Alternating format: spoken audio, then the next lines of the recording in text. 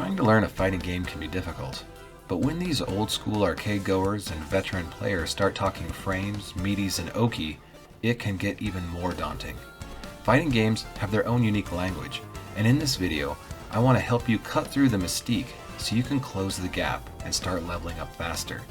You'll undoubtedly pick up some of these concepts through your own gameplay journey, but if you're newer to the genre, these are 15 fighting game terms I think you should know to give yourself a head start in Street Fighter 6. Number 1. Normals.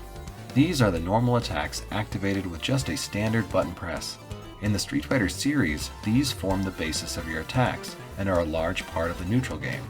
A lot of times you'll see veteran players trying to quickly determine the range and plus or minus properties of the normals as they learn a new fighting game or a new character.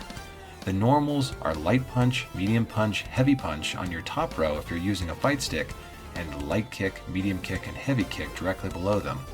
Older arcade players may refer to them as jab, strong, fierce, and short, forward, and roundhouse, but they mean the same thing.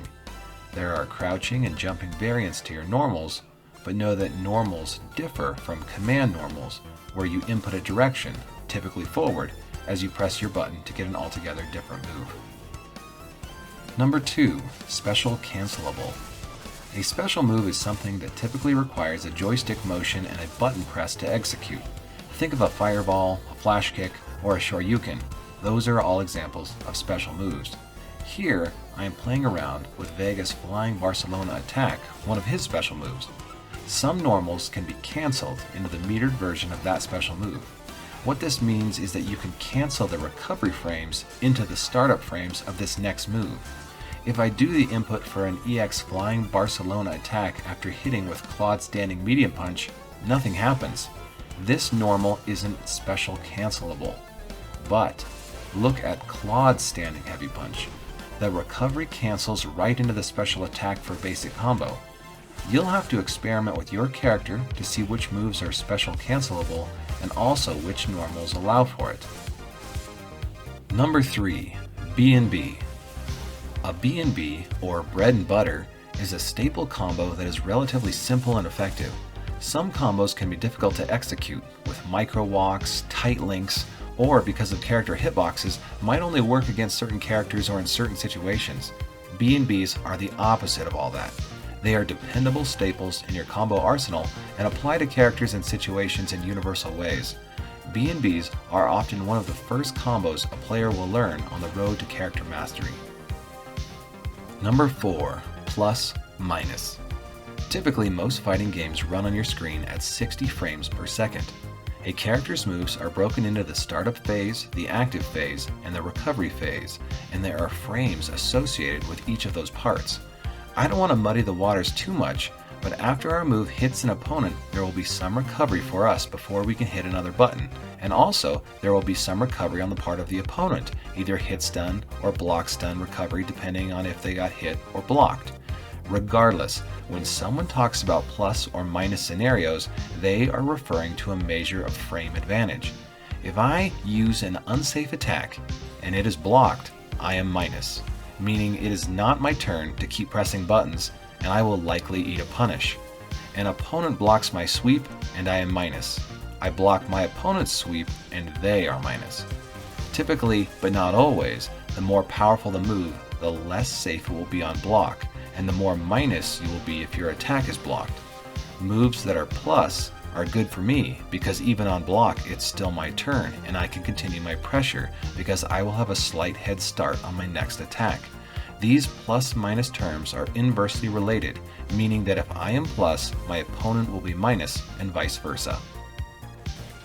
Number 5. Hit confirm.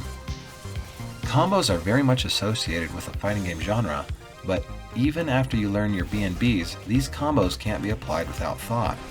A lot of the best combo enders are unsafe, and you will be minus if you're just doing them raw. Vega's heavy roll, Crimson Terror, gives good damage, good corner carry, and knocks an opponent down. On paper, it's a great special move, but I can't just throw it out there in the neutral because if the opponent blocks it, I am so minus that they will get an easy punish. This is where hit confirms come in. I want to hit my opponent with a move and be aware if it is hitting or getting blocked. and then react to this information by continuing on with my combo or stopping it outright before I do something unsafe that can get punished. This is important because a lot of the time you will be canceling into a move that would be unsafe if it was blocked, so you only want to do it if you can ensure it connects. Some pro players can confirm a single light button into the appropriate special or super, but for the rest of us, we want to give ourselves lots of time to see that the buttons are hitting, confirm these hits through visual and auditory cues, and then link or cancel into the unsafe part of the combos to guarantee it will hit. Number 6. Buffer. This is a concept I wish I had understood sooner. When I first started playing, I had wrongly assumed people were reacting to absolutely everything. They'd see a move hit, then confirm it into the next portion of the combo. Even with great reactions, a lot of the inputs for special moves don't leave you enough time to hit confirm into the next part of the combo. So what they do is something called buffering. They will do the motion for the special attack part of the move, and then, if they see the first part hit, they will finalize the special with a button press to get it to come out. If they see it hasn't hit, they will not press the button to get the special to come out. This way of buffering still relies on hit confirms, but there's another kind of buffer you can use in the neutral. Basically, you just whiff a special cancelable normal attack in front of you, and then immediately input another attack to serve as the cancel. If your attack whiffs, nothing further happens. But if your opponent runs into that attack, the cancel will automatically happen. I'm doing the inputs for a fireball right after Ryu's crouching medium kick. If I don't hit the opponent, nothing comes out, and there's no fireball. If I do tag the opponent with a crouching normal, then the fireball comes out because we have buffered it. Number 7. Whiff punish. This is a type of punish which hits an opponent after they have whiffed an attack and are left recovering in the open. Some moves are punishable on reaction depending on your spacing, but some need to be anticipated based on your opponent's tendencies. When you start to practice whiff punishes, try it against moves that hang out there a long time in the air with lots of recovery to give yourself a chance to react. Over time, you'll get better at punishing your opponent's whiffed moves. This concept is important in fighting games, and oftentimes it's the reason why players in high-level matches are jiggling their characters back and forth, walking closer to the opponent so they will think it's fine to attack, then walking back to prompt the opponent to miss their attack and be susceptible to a whiff punish. Number 8. Wakeup DP. This one is kind of a 2-for-1 term. When you get knocked down, the act of you rising from the ground is called your wake up. When you knock an opponent down, they have to wake up. Since you are usually invincible when you are on the ground, there's a specific period of time between that invincibility and the moment you become hittable again.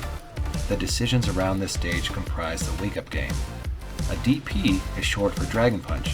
This term is basically synonymous with Shoryuken and Uppercut, but DP is also common because it's catchy and short.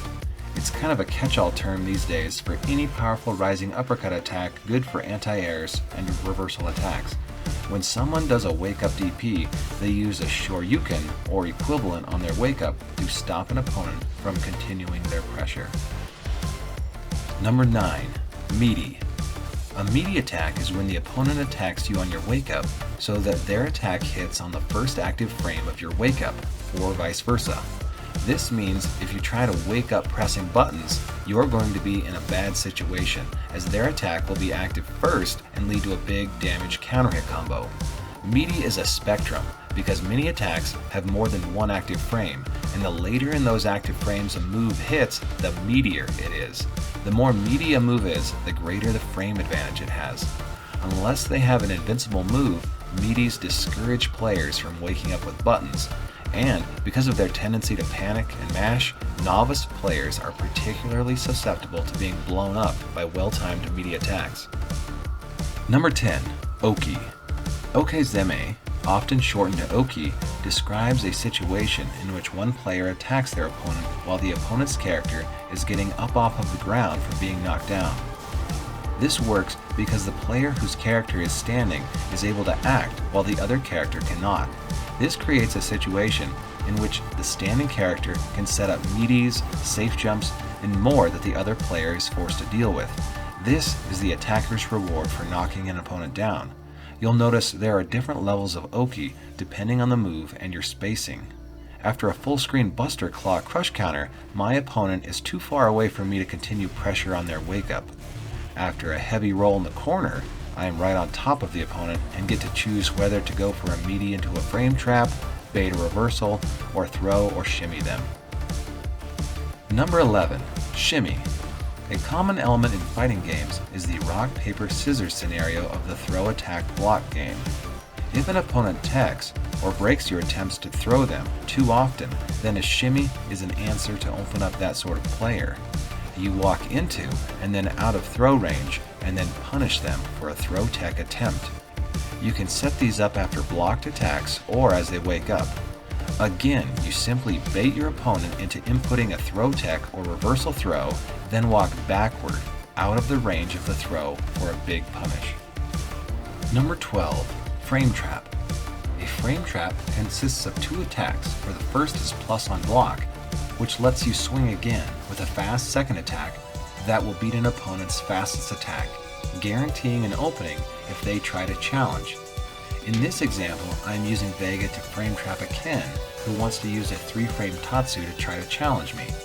Because my first attack grants me plus frames on block, I can swing with a fast follow-up to stuff the Ken's attempt to challenge and hit him for a big punish. Again, a frame trap is just 2 attacks back to back that leave a very small gap between them. The gap will be shorter than the defender's fastest attack, which means if they try to attack with a normal, they will get counter hit.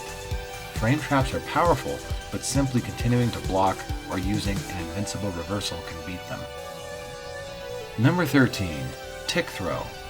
A tick throw is when you make someone block a fast, up-close and personal button, typically a light normal, and then immediately throw them. This works because the lights generally have plus frames and the block pushback is very minimal and keeps you in throw range, and then the follow-up throw will beat their block. Its advantage lies in its speed.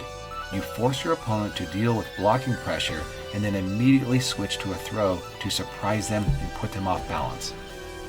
Number 14. Empty Jump Low. Like the frame trap and tick throw, this is another powerful tool to have in your arsenal. This once again combines 2 terms. An empty jump is just a jump without doing any air attack. A low is a button that must be blocked low. When you put them together, you get a surprise attack. This works because in the Street Fighter series, you need to block an opponent's jumping attack in a standing position.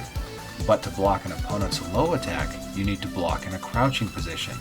An empty jump low is when you jump at the opponent without using an air attack, and while they block a non-existent high attack, you land in front of them and immediately crouch and fire off a low combo starter to open them up that way. Characters and opponents who rely too heavily on parries as their default anti-airs are especially vulnerable to the empty jump low. Number 15. Tilt.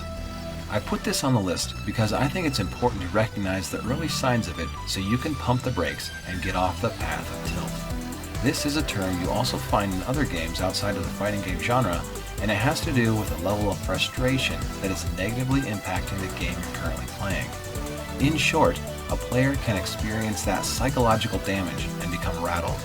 It can happen for a variety of reasons.